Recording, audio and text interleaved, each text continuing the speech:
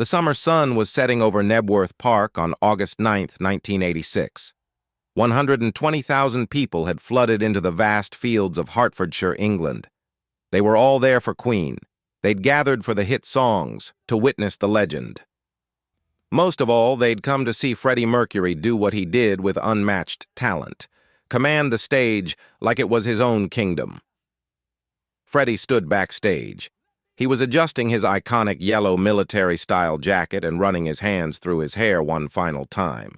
The deafening roar of the crowd could be heard even from behind the stage. Brian May stood right beside him with his guitar. Roger Taylor had already taken his place behind the drum kit. John Deacon was checking his bass guitar one last time.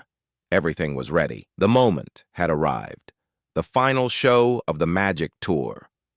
One of the biggest concerts in Queen's career was about to begin. None of them knew, not the band, not the crew, not a single soul in that massive crowd, that they were about to witness something that would never happen again. Freddie Mercury would never perform live in concert after this night. This wasn't goodbye. But somehow, it was. How does a legend walk away from the stage without anyone knowing? How does the greatest frontman in rock history give his final performance, and the world doesn't realize until years later that the show had ended? Welcome to Story Factory. I'm here to uncover the stories behind the moments we thought we understood, the truth hidden in plain sight. Today we're stepping back to August 9, 1986, to Knebworth Park, to 120,000 fans who came for a concert and unknowingly witnessed a farewell. This is the story of Freddie Mercury's last performance with Queen, the final time he'd ever stand before a live audience, and the quiet decision that changed everything. The Magic Tour had been extraordinary. Starting in June 1986, Queen had performed across Europe in front of nearly 500,000 people. This was Queen at the peak of their powers, the lineup that had conquered the world, the songs everyone knew by heart, the showmanship that had made them legends. Freddie was 39 years old, still magnetic, still fearless, still capable of holding an audience in the palm of his hand with nothing but his voice and his presence. The tour had featured all the hits: Bohemian Rhapsody, Radio Gaga, Hammer to Fall, Crazy Little Thing Called Love. Every night was a celebration, an affirmation that Queen remained one of the biggest bands on the planet. But something was different about Freddie. Not obvious, not something the fans would notice. But the people closest to him, his bandmates, the crew who'd worked with him for years, they saw small things. The way he'd retreat to his dressing room between sets and stay there, quiet, alone. The way he'd turned down interview requests, avoided the press more than usual. The careful way he'd move sometimes, preserving energy. Nobody asked. Nobody wanted to intrude. Freddie had always been intensely private about his personal life, drawing a clear line between the performer the world saw and the man he was off stage. If something was going on, he'd tell them when he was ready. Knebworth Park was a legendary venue, the kind of place that could hold massive crowds. The Beatles had never played there. The Rolling Stones had conquered it. Now it was Queen's turn. The show had been in the planning stages for months, a grand finale to the Magic Tour, a statement that Queen could still fill stadiums and deliver the kind of spectacle that newer bands could only dream of. As the day arrived, the weather cooperated. Clear skies, warm August air, the perfect setting for rock and roll history. Fans had traveled from across the UK and Europe. Some had camped out for days to get close to the stage. By the time the gates opened, the energy was electric. The opening acts performed. The crowd grew larger, more restless, more eager. And then, as the sun began its descent, the moment arrived. The lights went down, the intro music began, and Queen took the stage. Freddie walked out wearing that yellow military jacket with black trim, a look that would become iconic in photographs and videos from that night. Tight white pants, commanding presence, that familiar strut that said, "I own this stage, And I know it. The crowd erupted, 120,000 voices screaming as one. One vision opened the show, a perfect choice, powerful and anthemic. Freddie's voice soared across the field, reaching the people in the back, the ones who could barely see the stage. It didn't matter. They could feel him.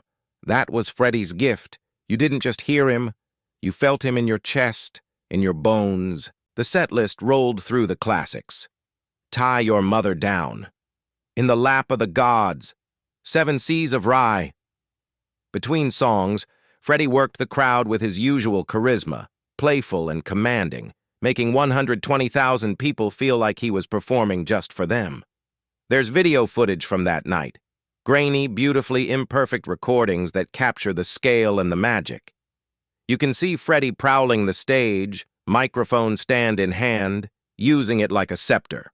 You can see the crowd moving as one organism, hands in the air, singing along to every word. You can see the joy on his face, the way he fed off the energy and gave it back tenfold. During Bohemian Rhapsody, something special happened. As always, the operatic section played on tape while the band stepped back. Freddie stood center stage, conducting the audience through the call and response parts. Magnifico! Galileo! His arms outstretched like a maestro. The crowd sang back to him, thousands of voices creating harmony out of chaos. It was transcendent. It was what made Queen different from every other band. But if you watch that footage knowing what we know now, it hits differently. There's a poignancy to every gesture, every note. This was it. The last time Freddie Mercury would ever do this. The last time he'd feel a crowd this size respond to his voice. The last time he'd stand on a stage and be who he was meant to be. The band didn't know. The crowd certainly didn't know. Perhaps even Freddie himself wasn't entirely certain yet. But somewhere in his mind, decisions were being made. Calculations about what his body could handle, what his future might look like, what was worth the risk, and what wasn't. Radio Gaga brought the audience to a fever pitch. The synchronized hand clapping, thousands of hands moving together in perfect rhythm, created a visual spectacle that few concerts have ever matched. Freddie stood at center stage, directing the crowd, smiling that brilliant smile. He looked healthy. He looked happy. He looked like a man who could do this forever. As the concert moved toward its conclusion, the emotional weight began to build. Is This the World We Created? Was performed with Brian May on acoustic guitar, a quiet, contemplative moment amid the bombast. Then came We Will Rock You, with the crowd stomping and clapping so loudly it registered on seismographs. The ground literally shook, and then, finally, We Are the Champions. This was the moment. The last time Freddie Mercury would sing those words to a live audience. We are the champions, my friends, and we'll keep on fighting till the end. 120,000 people sang along, arms around each other's shoulders, lighters and matches held high before cell phones existed to replace them. Freddie's voice rang out clear and strong. He held the final note, of the world, letting it soar and sustain, giving everything he had. When it ended, the roar from the crowd was overwhelming, deafening, a sound of pure love and celebration. The band took their bows. Freddie threw his fist in the air in that iconic pose one last time. He smiled, waved, blew kisses to the crowd, and then he turned and walked off the stage. The tape of God Save the Queen played over the speakers. The lights came up slowly. The crowd began to disperse, exhausted and exhilarated, already looking forward to the next tour, the next album, the next time they'd get to see Queen live. They didn't know there wouldn't be a next time. Backstage, the mood was celebratory. They'd done it, pulled off one of the biggest concerts in rock history. The Magic Tour was complete, successful by every measure. The crew began breaking down equipment. The band members hugged, congratulated each other, made plans to meet up after a well-deserved break. Freddie was quiet, not unusual, He often retreated inward after shows, coming down from the adrenaline high. He returned to his dressing room, removed the yellow jacket, sat down in front of the mirror. The makeup came off.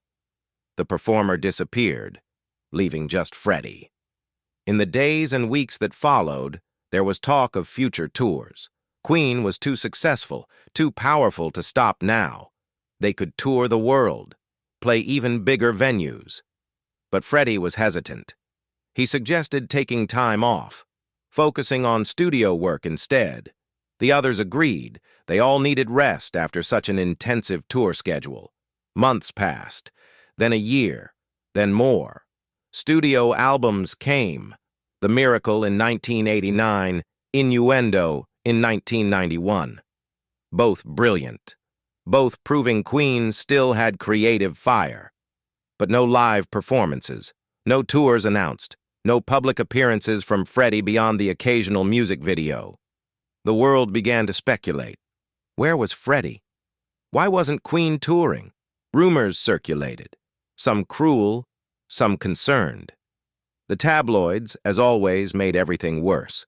But Queen remained silent, Freddie especially. His private life remained exactly that, private. It wasn't until years later that the full picture became clear. At some point after Nebworth, whether immediately or in the months that followed, Freddie made the decision to step away from live performance. Perhaps he was already experiencing early symptoms. Perhaps he knew or suspected what was coming. Perhaps he simply felt, on some instinctive level, that he'd given everything he could to the stage and needed to preserve what remained for the studio, where he could control the environment, take breaks when needed, work at his own pace. Whatever the reason, August 9th, 1986 was the end. Not because he died that night. He'd live another 5 years. Not because he stopped making music. Some of his best work was still ahead. But because he never again stood in front of a live audience and did the thing he was born to do. Brian May has spoken about Nebworth in interviews over the years. He said that if they'd known it was the last time, they would have done something different, made it more special somehow, acknowledged what was happening. But maybe the fact that nobody knew is what made it perfect. It was just another Queen concert. Spectacular, yes. Massive, absolutely. But fundamentally the same thing they'd been doing for 15 years. Giving people joy, creating moments of collective celebration, proving that rock and roll at its best could unite strangers into a single, breathing, singing organism. Roger Taylor has said he wishes he'd paid more attention, memorized every detail, held on to every moment with Freddie on that stage a little tighter. But how could he know? How could any of them? Life doesn't come with warning labels.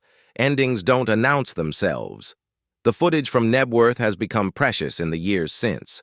Fans watch it with the knowledge of what came after, and every frame takes on new meaning. When Freddie raises his arms to the crowd, it's not just showmanship. It's a farewell. When he sings, "We Are the Champions," it's not just a hit song. It's a testament. When he walks off that stage for the final time, he's not just ending a concert, he's closing a chapter of his life. 120,000 people were there that day. They saw the performance. They felt the magic.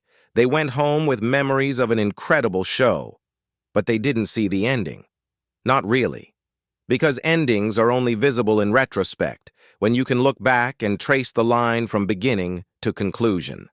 In 1992, less than a year after Freddie's death, the remaining members of Queen held the Freddie Mercury tribute concert at Wembley Stadium. It was a celebration, a fundraiser for AIDS research, and a goodbye. Some of the biggest names in music performed Queen songs in his honor. It was beautiful and heartbreaking and necessary. But it wasn't the same as Nebworth. That was Freddie's concert, his victory lap, his final bow, even though he didn't know it at the time. And perhaps that unknowing was a gift. It meant he could perform without the weight of finality.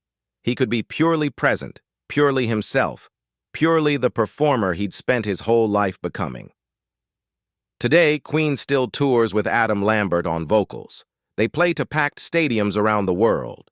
Adam does a remarkable job, bringing his own style while honoring Freddie's legacy.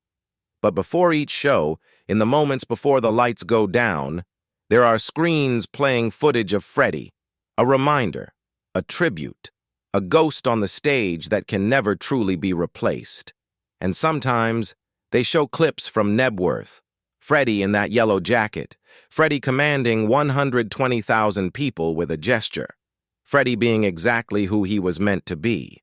The people who were there that day in August 1986 are older now. Their children, maybe even their grandchildren, have discovered Queen through movies like Bohemian Rhapsody, through streaming services, through the strange alchemy that keeps great music alive across generations. And when those older fans tell their stories, "I was there at Nebworth, I saw Freddie's last concert," there's a weight to it. A privilege in having witnessed something that at the time felt like just another amazing night, but turned out to be the closing of a door that would never open again. There's something profound about last times when you don't know they're last times. You don't savor them the way you should. You don't hold on tight enough. You assume there will always be more concerts, more moments, more chances to experience the thing you love. And then one day you realize that the last time already happened, and you didn't even notice it slipping away. Freddie gave us Nebworth without telling us it was goodbye. Maybe that was intentional. Maybe it was just how things worked out. Either way, he left us with something perfect. Not a funeral, not a farewell tour with everyone crying, but a pure expression of what he did best. One more night of magic. One more crowd singing together. One more reminder of why music matters, why performance matters, why some artists transcend their era and become eternal. 120,000 people were there. Millions more have watched the footage since, and everyone who experiences it, who hears that voice and sees that presence, is witnessing the same thing. The last time Freddie Mercury stood on a stage and showed the world who he was. He didn't say goodbye. He didn't need to. The performance said everything. The music said everything. And when he walked off that stage for the final time, he left us with something more valuable than a tearful farewell. He left us with a reminder that some things, some voices, some presences, some moments, are so powerful they never really end. They just echo forward, touching everyone who's willing to listen. Maybe you weren't at Nebworth. Maybe you weren't even born yet, but you can still feel what those 120,000 people felt that day. You can still hear what they heard.